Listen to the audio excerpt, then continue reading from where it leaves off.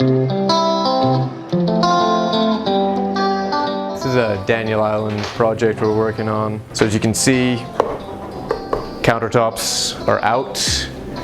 That happened a couple of days ago. Templating is going to happen today. The countertop folk are coming back. Right now we've got lovely Gentleman of Brown's woodworking, making the magic happen, taking these doors off for refinishing and painting. And yeah, a few other, just reconfiguring the island here.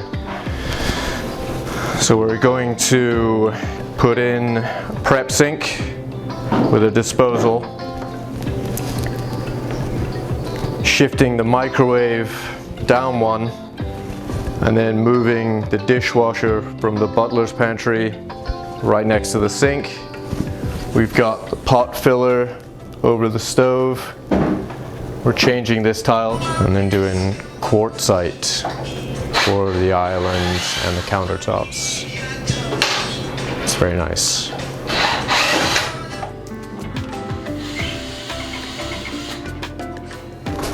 This is the old island.